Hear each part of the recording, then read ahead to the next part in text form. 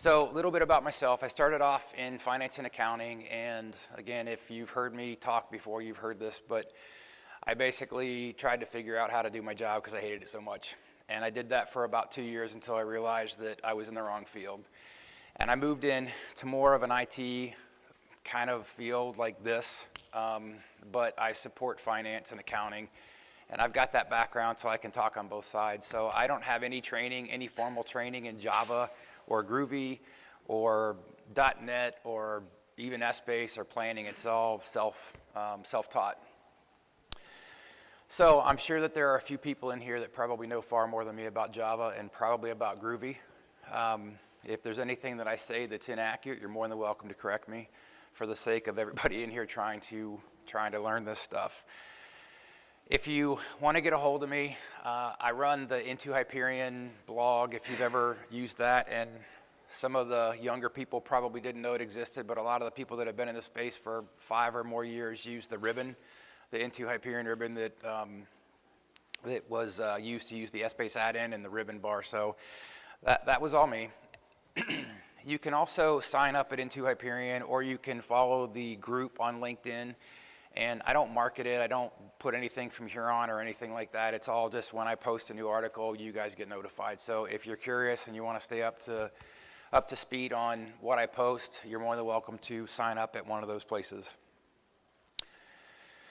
So Groovy, an introduction. Oh, and before I go too far, I want to make sure that this is interactive. You guys come here to learn, so if I am going too fast or too slow, or you have a question and you want me to go at a different pace or a different way, just raise your hand, yell, do something, and interrupt me. And I want you guys to get the most out of this that you possibly can for the next hour. So Groovy, and you'll hear its availability. It's available in PBCS and on-prem. It's available in 2 different flavors, and some people don't understand the difference. So on-prem, you can use Groovy or Java or Perl or probably a lot of other languages to use the REST API, and the REST API is what EPM Automate uses to automate commands, to load data, all of that stuff. The REST API actually has more functionality than EPM Automate, but if you're local or even an on-prem implementation, you can use Groovy to interact with the applications that way. So on-prem does not have Groovy Calculations. So what that means is when you go into a business rule, you can change the business rule to a Groovy calculation, and then you have much more functionality than you ever had before. I'm not going to read some of these slides. Yes? So what ESSBASE on-prem does, correct? ESSBASE on-prem, you cannot interact in a calculation. So there's nothing on the roadmap for them to add Groovy into the calculations. I mean, Groovy's an open source language, so anybody can install it on anything and use it for whatever you want to use it for. So you can use the REST API to interact with the application, but the difference is with the cloud application, you can be much more interactive. So if a user saves a form, you can stop them from saving the form because the allocation is 100%, or the rate is a negative number, or something like that. It's not available in the business rules. So you can use it to do all other kinds of things, but you can't use it inside of a business rule. So when a user saves a form in the cloud, the Groovy calculation kicks off, and you can interact immediately with that action. That does not exist on-prem. Does that help? It's the interactive part. Yeah, you can kind of shell out a call, and you can use Groovy for custom-defined functions and things like that, but you can't read what cell is dirty. You can't read, those types of things. Yeah. So this stuff is stuff that I got straight out of the Groovy website, and I'm not going to read it. The biggest thing is that it's open source, and for me, I'm not really officially a programmer, so for me, Groovy is a lot easier than Java. There are a lot of things that might take 10 or 20 lines in Java that you can do in 1 line in Groovy. And if anybody's ever used PowerShell, I would kind of compare it to that. It's almost like trying to write a DOS application in PowerShell or a VB script application, and there are things in PowerShell that you can do in 1 or 2 lines that a VB script would be this big, right? Looping and things like that. So that's kind of how I compare it. What it means is obviously it's a little bit more friendly. It's easier to interact with. You get much more access to things like if you've ever done anything in a calculation script or a business rule where you're taking the member name and you're converting it to a string or you're concatenating and it's concat. All of those things you can actually do in Groovy and then pass it to the business rule. So there's a lot of things that are kind of slow in ESSBASE, like any string manipulations that you can actually do in the Groovy side and then send it to the calculation. And we'll get into that in a little bit. PBCS is built on Groovy, so it's not like this is a fad. This is kind of here to stay, at least for a while, until they rewrite PBCS. So if you're afraid that you're going to start using it and then it's going to be useless in a year, that's not going to be the case.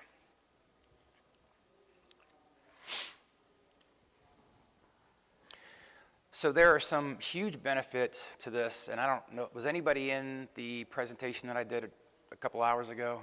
A couple people? Okay.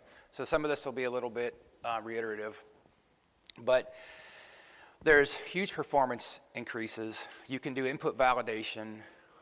I can tell you that the implementation to a project for most of us is probably going to add time to it, and there's 2 reasons for that. One is there's a learning curve, and 2 is you're actually adding functionality that didn't exist. So just like anything else, if you got to write 10 business rules, it's going to take longer than 2. If you're adding business rules that actually do pre-save validation and optimize the calculations, it's additional functionality, and it's going to take a little bit longer. So I'm going to jump into a demonstration just to give you a little bit of a taste of this, because this, I mean, I've been doing this since probably 98, 99, something like that. So coming on 20 years, I guess. And when ASO came out, it was huge. Like, you know, no consolidations, all that stuff. That was a big, big deal. I would compare the availability of Groovy to that. And this is a very strong reason why. So if I go into this form, and this is let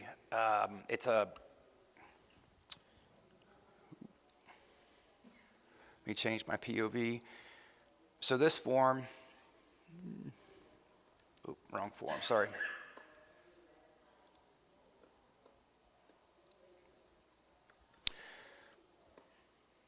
So I'm going to change the point of view in this form to totals of a couple dimensions.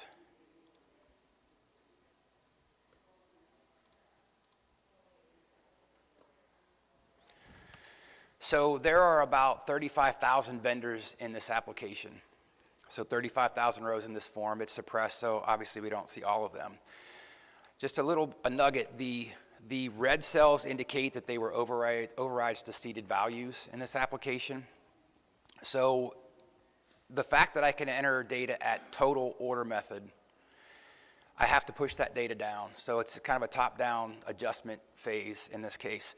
So every time, every line that gets executed in a calculation has to do an allocation, which takes longer than just saving data. So I want to make sure you understand that this isn't just saving data.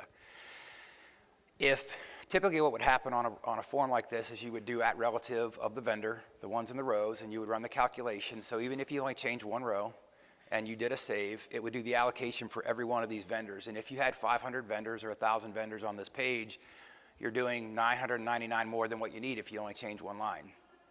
So Groovy doesn't do anything magically to the ESSBASE engine itself, but it gives you the ability to isolate exactly what data you want to change. So if you only change January in one cell, you only have to calculate January in one vendor. If you change 10 rows, then you're going to change, obviously it's going to run on 10 rows. So I'm going to increase the growth rate or change the growth rate to, I'm going to do a big number because I want you to see the results of this. I'm going to change the unit price. So right now it's right over here at 169. I'm going to change it to 200. And I'm going to save this form. So when this executes, and I can go into the log and actually prove this, it seems like it takes a little bit longer than what you might expect, but the majority of the time,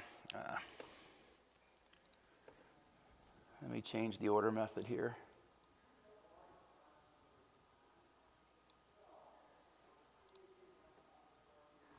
And try this one more time.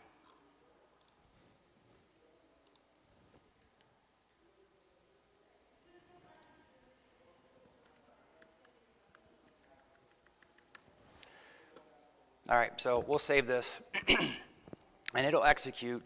And basically what happens on this form is, one, it saves the data, it runs the allocation, it dynamically adjusts the ESSBASE calculation to only run on that one intersection, so it was actually pretty quick.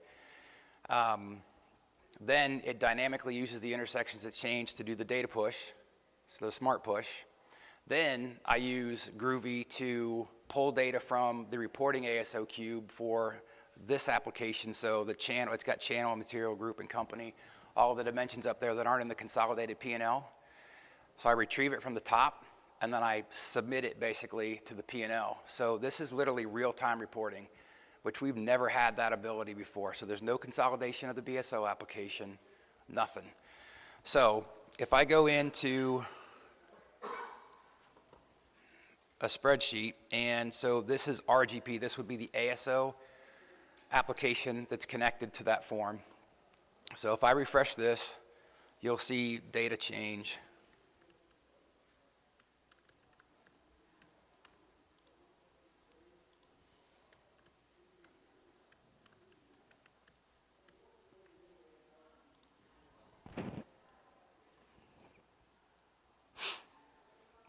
So you see the numbers change, okay? So if I go over to the fin cube, which doesn't have those other dimensions, it doesn't have order and delivery channel and vendor, the numbers don't validate, so there are differences in some of these.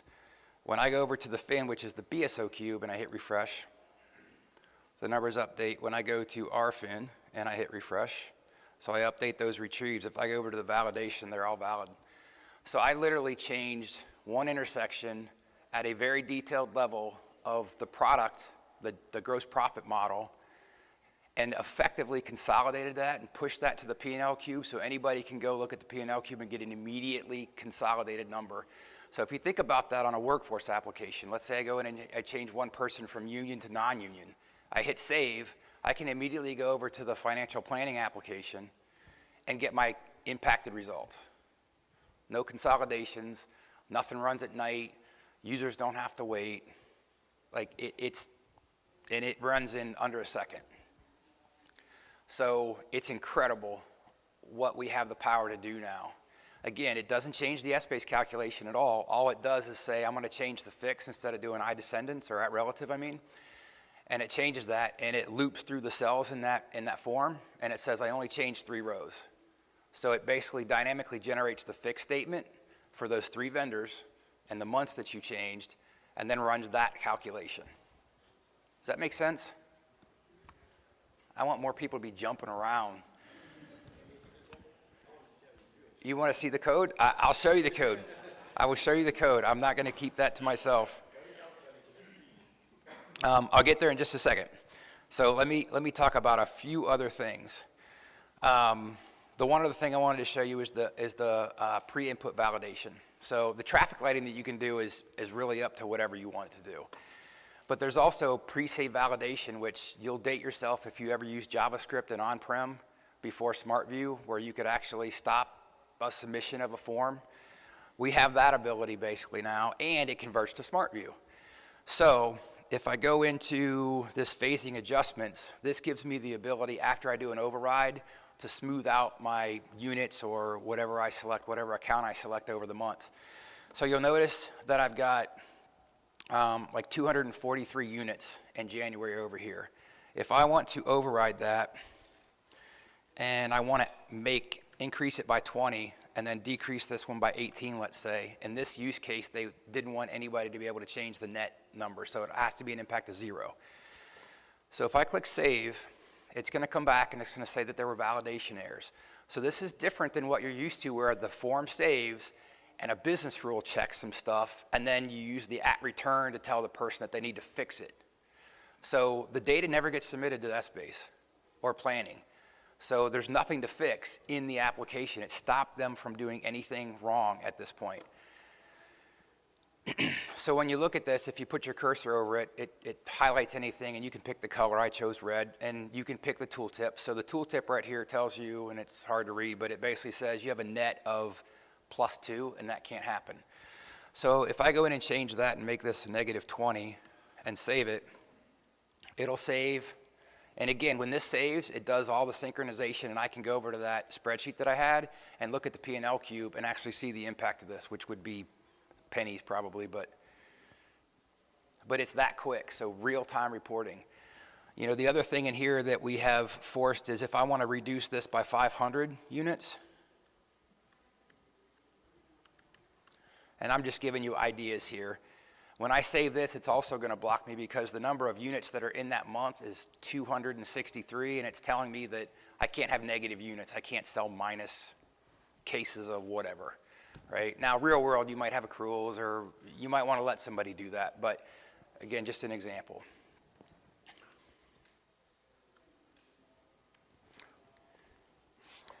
So before I get into the code, there's a couple things to realize. Groovy is available in ePBCS, and it is available in PBCS +1. And if you've never heard of that, what that means is you can buy PBCS and you can buy one module. So instead of paying the $240 or whatever it is a license, you can kind of pay in between and you can get one module. Or you can get 2 pods. Both of those are considered ePBCS or PBCS +1, and you get Groovy with both of those. So the only time you don't get Groovy is if you just have PBCS. And I know that that stinks. I mean, it just stinks. But I'll be honest, it's from what I've been told, it's really just, it's a money thing. They want you to pay for it. So there's nothing in the roadmap for them to enable it in PBCS, unfortunately. There's also nothing in the roadmap to do it on-prem. So they have no intention of putting this on-prem.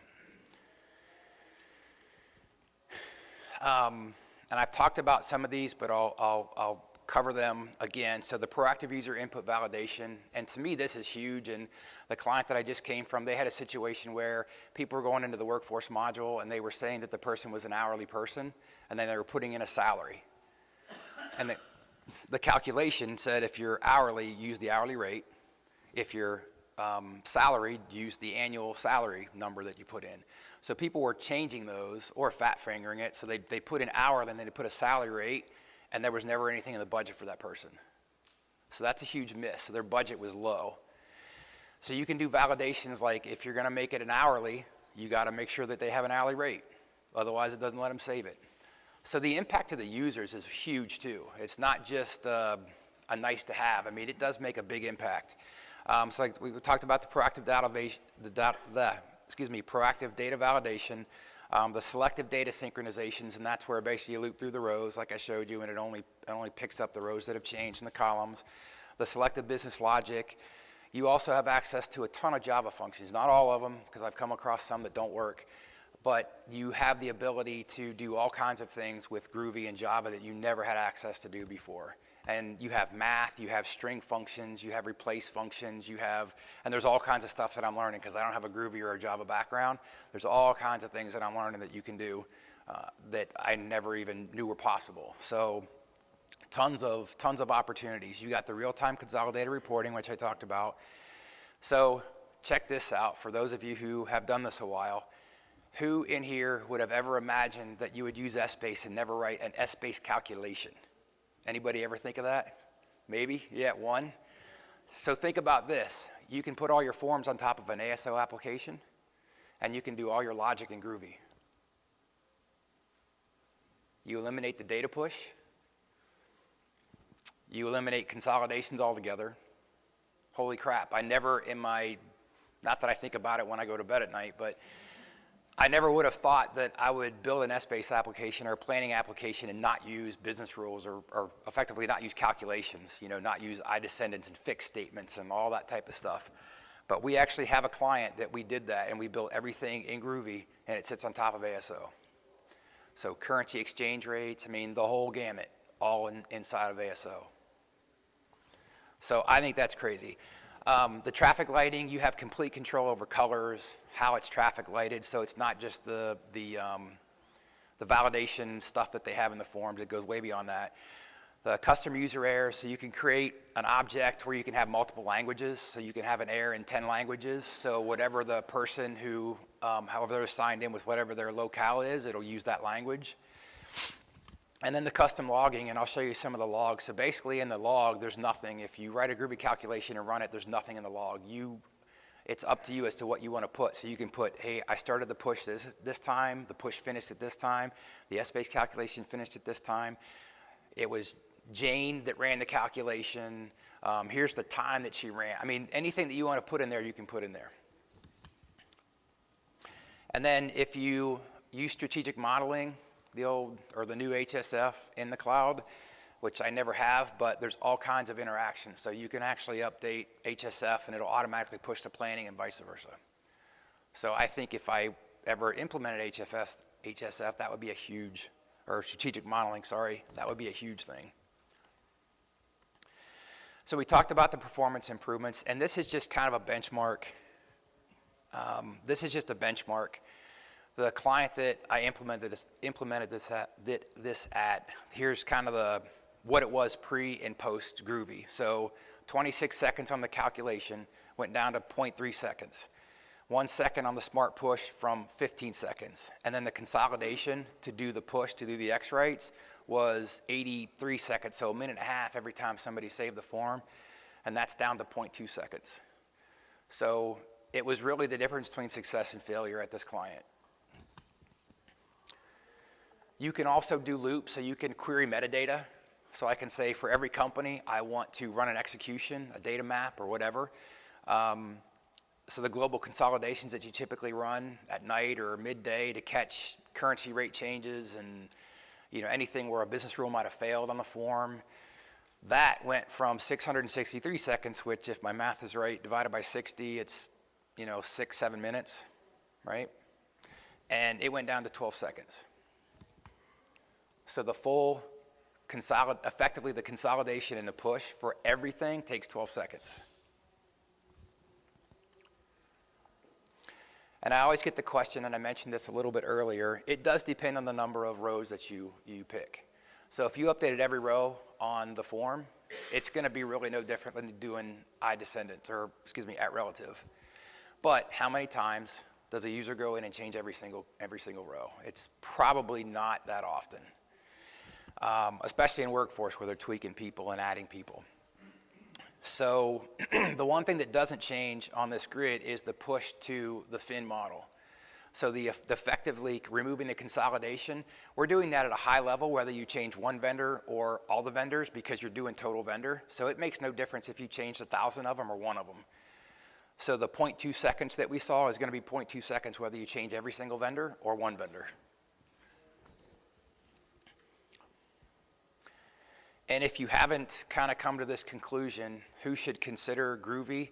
I literally can go into any implementation, and I'm not going to read this directly, but if you're on-prem and you've got complex modeling, even if you're on-prem, I think you should upgrade, but there's all kinds of things. I mean, anybody that has consolidation timing issues, anybody that wants to do pre-save validation will benefit from this, whether you're on-prem or whether you have an existing implementation that's in the cloud.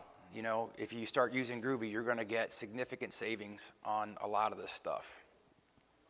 So, learning curve. This is a guy I work with. We're a leverage model, so we hire them young.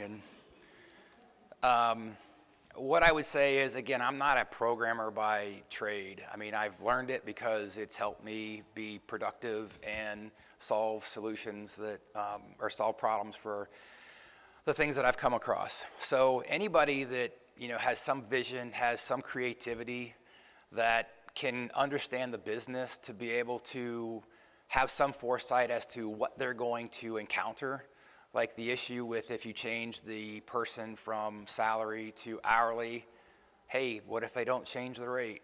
Then it's going to be blank. All of those things, right? I mean, if you have the vision to kind of see those things, then you'll do fine. I mean, anybody can learn Groovy. The API is documented. It takes a little while, but There's a lot of stuff on my blog about how to start with this and how to do this. So I did it, and like I said, I took 0 classes on programming, so I figured it out. What I will tell you is that if you start doing this, and especially if you don't have a Groovy background or a Java background, there's going to be 3 aspects that I think you need to focus on. One is there's all these APIs you can use. So the application programming interface. So basically PBCS makes available all of these calls that you can do.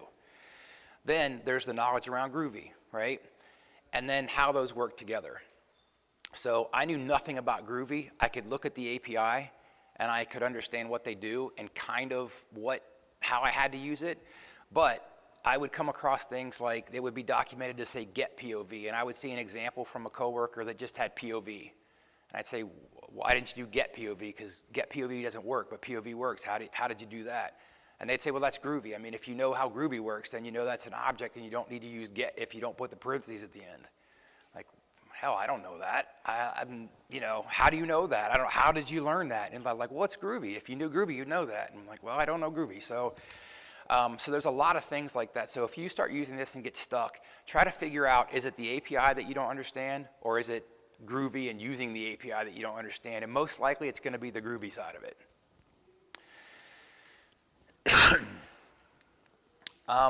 Just a quick note on the application that I'm demoing. It's actually twice as big as the application that the client that I built this from. And the reason why is because I made it generic and I removed all of their products and names and things like that. And then I thought, I'm going to use the REST API to download a bunch of stuff from Best Buy's website, which you can actually do. So I wanted to learn that and figure that out. So I started doing that, and then I embedded that into here. So I actually have 2 product hierarchies, and all the data is duplicated, although I'm only showing you like 1/2 of it. But from a performance perspective, it's actually twice as big as a real implementation. And if you're ever curious, if you ever need data, like dummy data for examples or for POCs, and Amazon has it, I just picked Best Buy because I was curious. You can actually go out, and the REST API, it's a URL, so it's a query basically, and you can dump it out in XML. So you can go get every store, the location, how many, all the products that are in that store, inventory levels, whether they have open box items. I mean, it's almost like proprietary information. I don't know why they give it to you, but you can literally go out and query that and pull anything you want from Best Buy's, real-time Best Buy's website, as long as you don't do more than 30,000 hits a day or something like that. So the data's been altered, but the point is that I want to make sure that you guys understand that it's actually a real application, and the size is actually twice as big as what it was implemented. So we talked about this. This is kind of a comparison of the real-time reporting with Groovy and without Groovy. So the mapping that happens is the BSO, and I'll use Workforce as an example. So you have the BSO in Workforce on save. It pushes it to the ASO Workforce reporting cube, and then at that point it queries it from the ASO at the top of all the dimensions like union and employee and job description and all those dimensions that aren't in your P&L, and it retrieves it, and then it pushes it or submits it into the P&L. So you've got ESSBASE calculations and pushes going from this right here to the ASO, and then ASO is going to these 2. Make sense?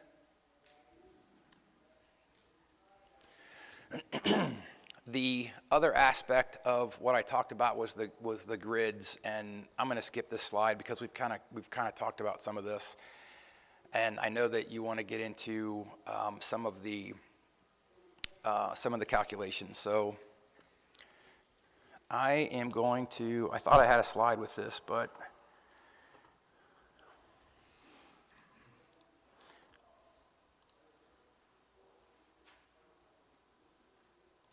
we'll open up one of the rules since you asked, and I will show you the rule that gets executed on that overrides form.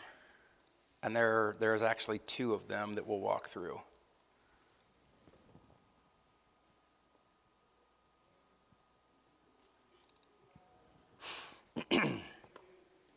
And I don't want to spend way too much time on this, so I'm gonna go through it quick. Is it too small? Is that what you're saying, too small? All right. Is that better? Okay. So again, I'm going to go through this really quick. If you guys want copies of this, I'll be more than happy to send it to you. A lot of this is actually already out on my blog, but if you come up and drop a piece of paper off with your email, I'll just send people anything that we talk about today. So nothing here is a secret or confidential. And I apologize for not having it in the slide. I thought I did. So basically what I'm doing is I'm creating a string, a variable, that I'm going to hold the ESSBASE calculation in. Up here, I'm creating variables for the point of views and the vendors and things like that, okay? So I start this string builder, and this is all just ESSBASE calculation stuff. This is basically copied right from a business rule, okay?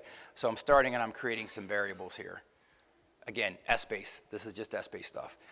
I close off that string, and now I'm iterating through each cell, and I'm actually only iterating through the cells that have changed. Yep.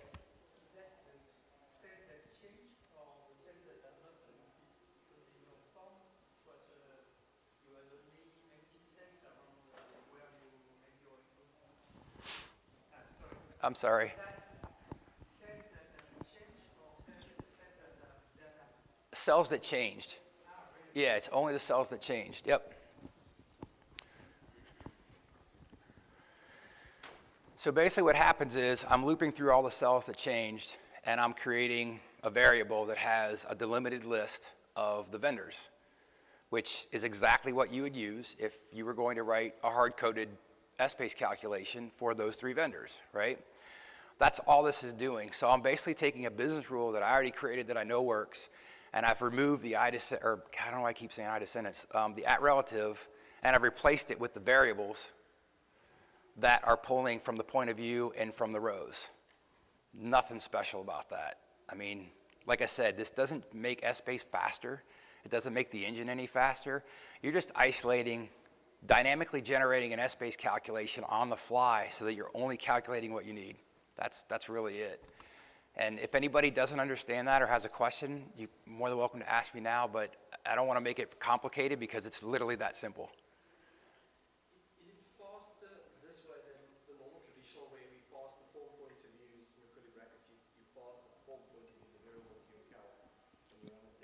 It is, and now if I edited every row, it'd probably be the same, or at least directionally it would be the same.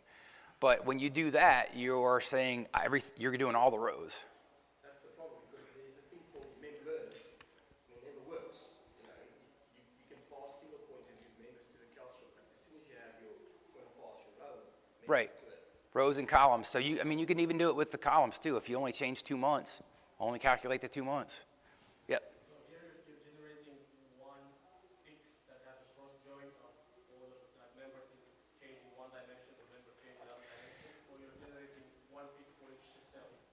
I'm not creating in this calculation, I might be doing it by row because there were some algorithms that we had to create.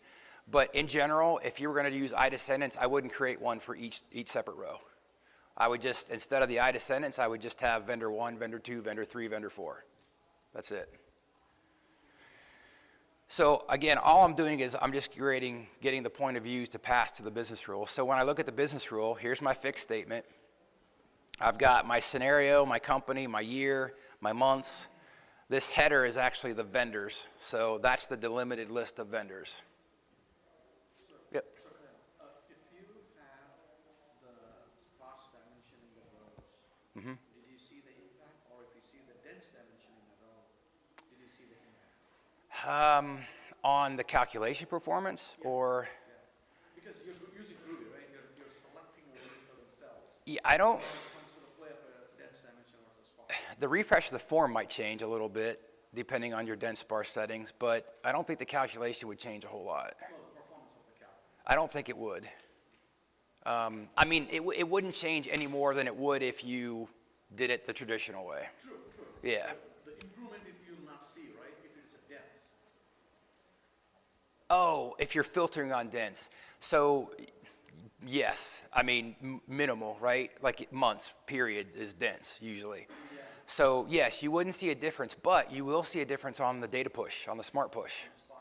So you still get an improvement, yeah, on that. So you think about 12 months, if you only change 2, you just decrease the amount of data by, you know, what, a sixth, down to a sixth of what it was. So, yep.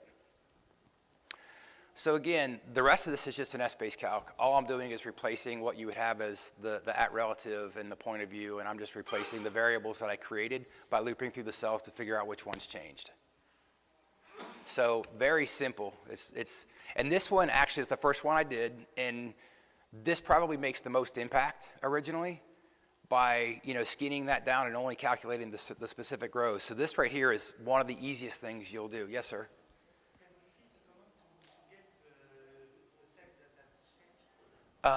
Yeah. Let me open up a different one that's a little bit less complex. So I'll open up the calculation that we did that had the 12 months and the spreading.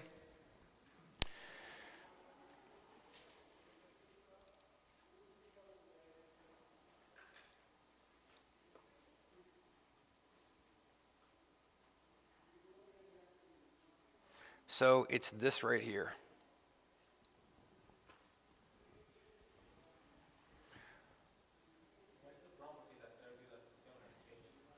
It is, by default, it's right here.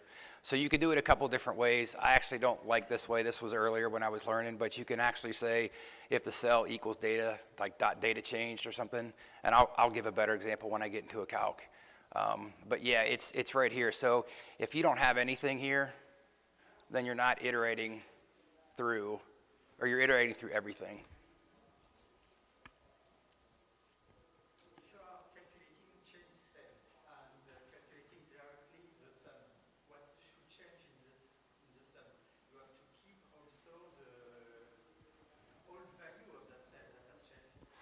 So I asked actually the product development earlier today about that because I haven't seen a way to do it, and you actually can. So they're going to send me an example, and then I'll post it on the blog. But yeah, you can actually get the old value.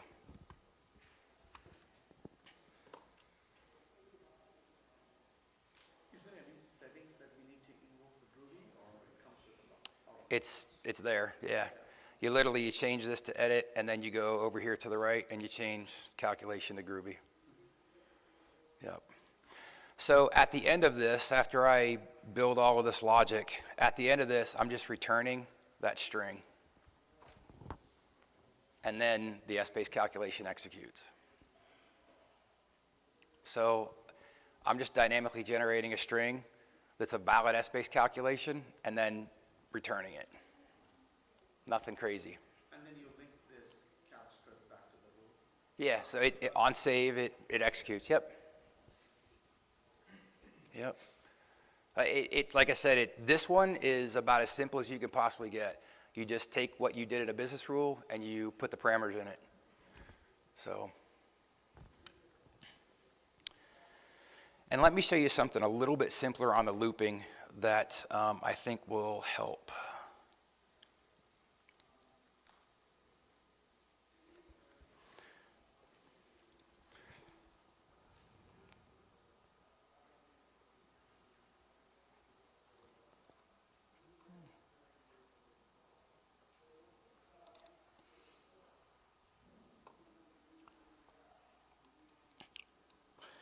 I'm going to try to find one that I wrote the other way that looks more logical.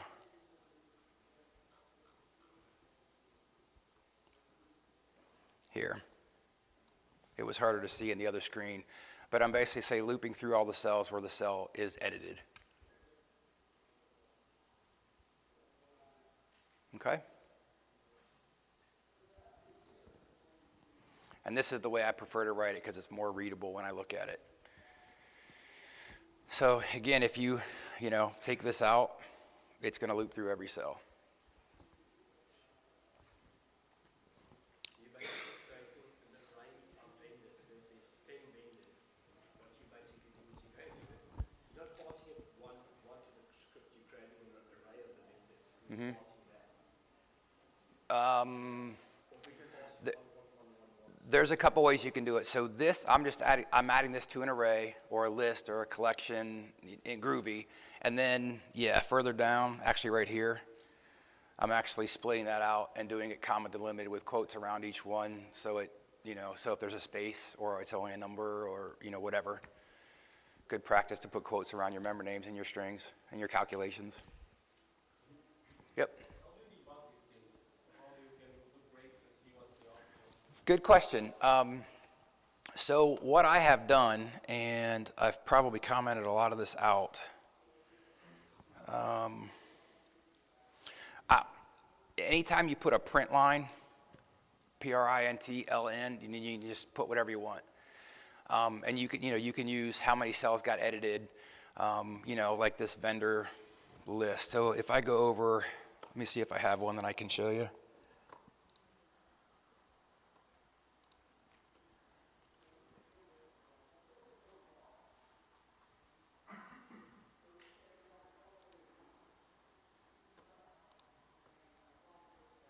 So this is the override calculation, and again, everything here I requested to get sent to this log, otherwise it'd be blank.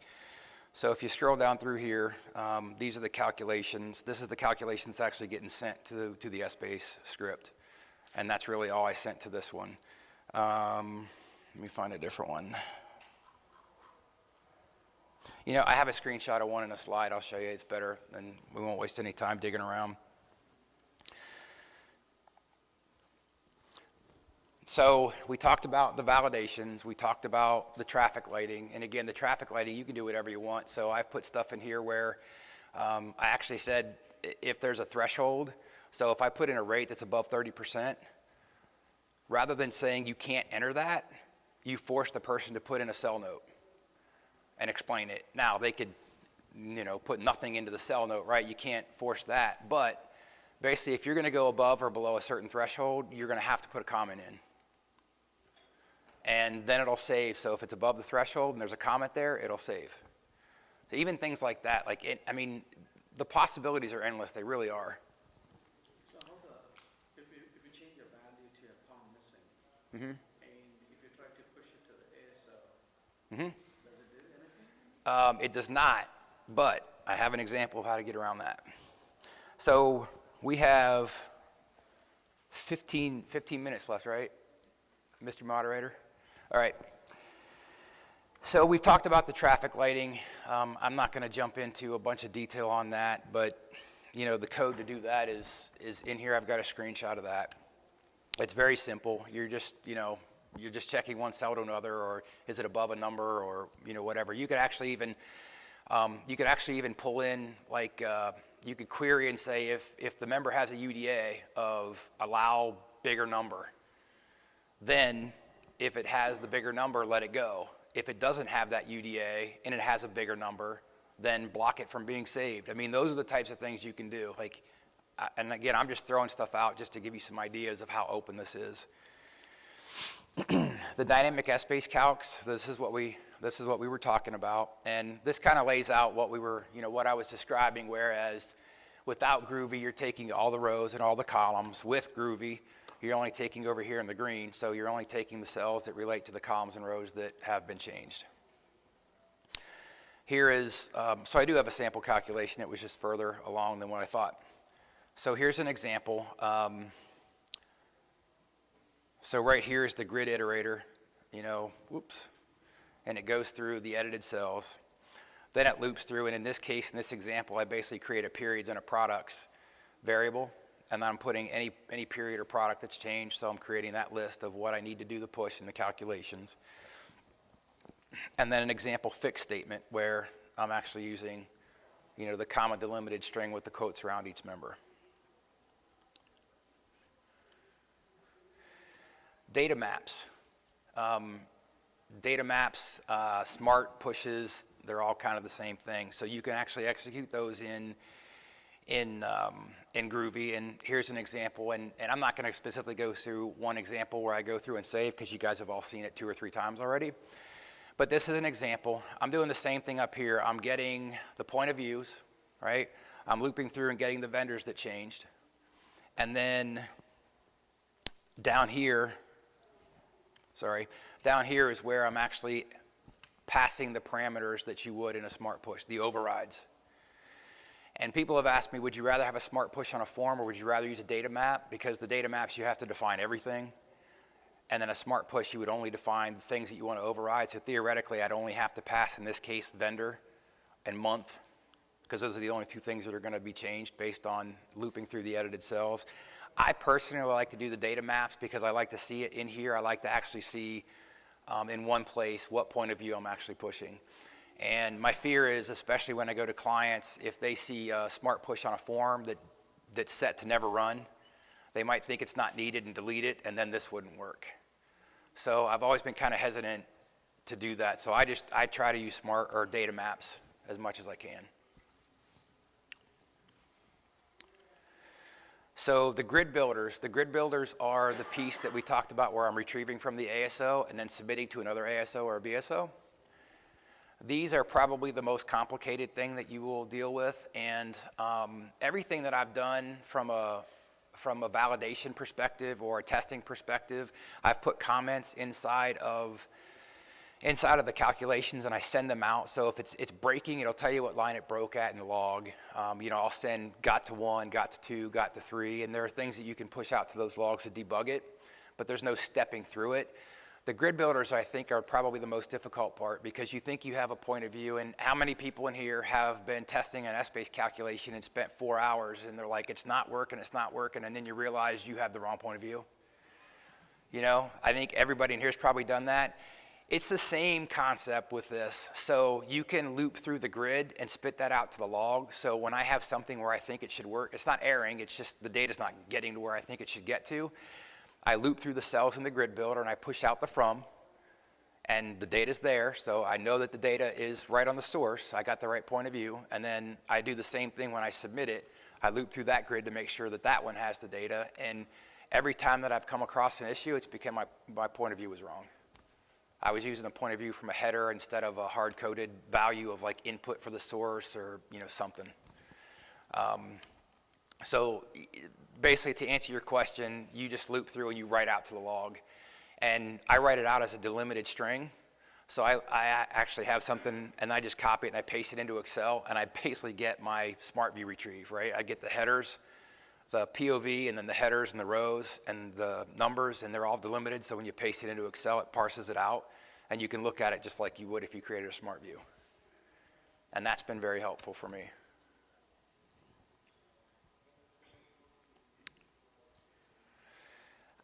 One thing that I will tell you that you guys will probably run into, I don't know, you may have run into it already with smart pushes, is the smart push assumes the security of the user. So if you have a rate times a volume, and let's say the revenue is getting calculated and they don't have write access to the revenue, when you do a smart push, it doesn't push the revenue. So it'll push the rate and it'll push the volume, but it won't push the revenue, which to me is a huge issue. We've gotten around it by making the lines, gray or making them read only, so the user has write access, but you kind of parse out the rows in the form so that they're read only, which is a pain in the butt to do, and it's not the right way to do it. The grid builder has the exact same problem. So the grid builder will only write to what the user has write access to. So that's to me a significant issue that's a pain to work around. The development team is actually bouncing ideas off internally about how they're going to handle that. They recognize that it's a problem and they're working on it. They just don't know exactly which way they're going to go to solve it. My point was just add a parameter. So the read data grid has a parameter whether you want to use the admin ID or the security of the user. Why not have that on the right one? It seems simple to me, but I'm sure that writing that code at that level on a product this size is more complicated than anything I've ever done. So. The grid builder, if anybody's going to be here tomorrow, I was actually asked to do a deep dive on just the grid builder, so I think I've got about 30 minutes to talk about the grid builder, and I'm going to have code examples and everything. And you guys, if you're not here, you don't want to go to it, but you want it, you can go and download it from the ODTUG website. I have the presentations out there. So anyway, if you're interested in that, it might be something that you want to go to. So the customized logs, usually what I submit to the logs are the point of view, the rows, the columns, all the things that I think would be valuable in debugging a process. So this is just an example. It's a little bit small, but you'll see in here that I've got times. So I'm basically pushing times out for every process and how long each process takes. I've got the vendors in here. So these were the rows that I had edited. So I know which vendors were identified that needed to be pushed. I've got the POV over here, so I know what POV I'm using. I've got the row headers. I've got the column headers and the data. Or in this case, I don't have the data, but you see, like, this is all delimited, so you can kind of copy this and paste it. If you write it in the right order, you can just paste it into a spreadsheet, and you would have it split out. Make sense? This is another one that's a little bit more detailed, and it's a little bit hard to read, but you guys can download it. This has a little bit more in here about the times, but again, it's just another example. Runtime prompts. So runtime prompts are something that I think is missed in this process, in the Groovy, and rather than go through, I'm just going to show you an example. So I have a calculation, a rule that the administrator might want to run. Oops.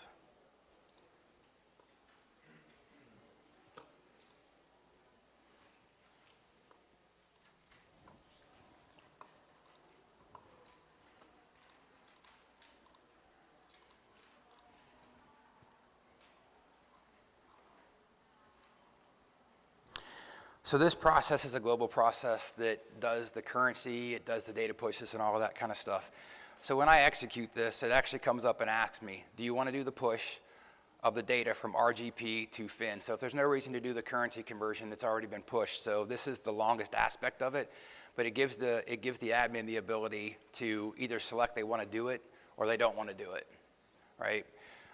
You've got typical things like your year and your scenario, and then whether you want to clear the data on the push or not.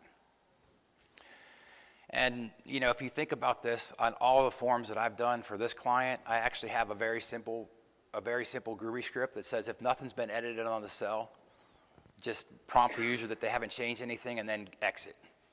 So you're not running rules for no reason. I think it's just cleaner. And I mean, there's so many things that you can do. If there's going to be like for instance, on one of the forms, you can reset all of the data. So if you change a bunch of your overrides and if I change a bunch of these overrides and I want to go back to the original seeded amounts, I can right click and go up to reset, so I can reset the selected product or all products. And if I do this, it comes up and says, whoa, whoa, whoa, are you sure you want to do this? This is going to clear everything and reset you back. So not that they won't ignore it if they get used to always changing it to yes, but it is, it is a smack in the face or, flick of the nose to say, all right, last chance. It doesn't just do it and they go, oh crap, I didn't mean to do that.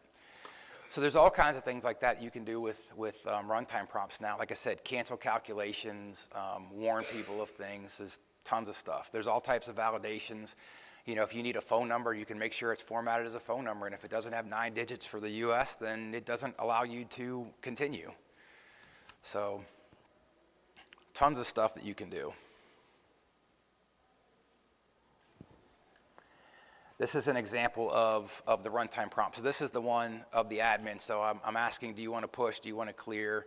And then, the name and et cetera. So the example down here below is one that says, if you're going to enter a person's name, like on the workforce model, I don't want any special characters. So it has to be just numbers and letters.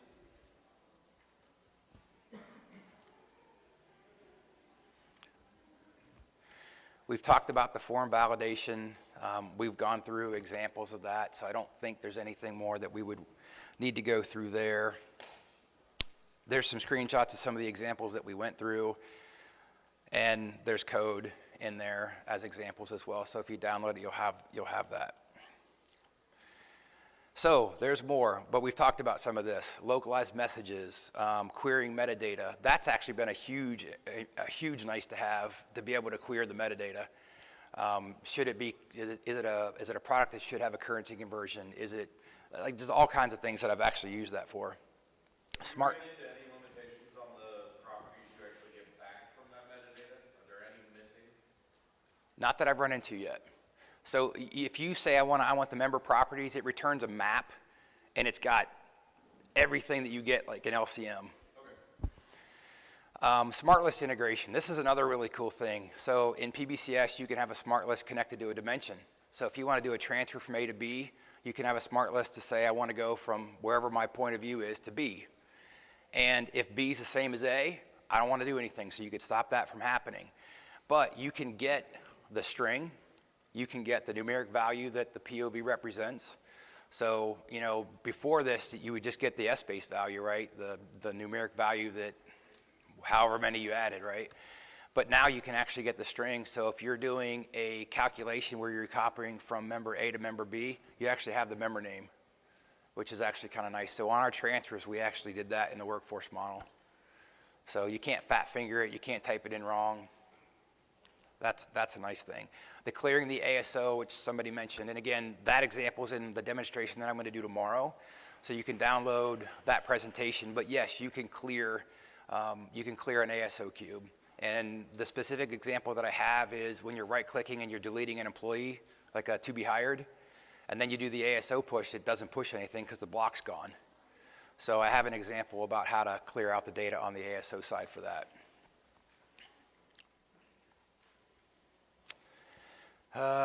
We've hit on most of these things.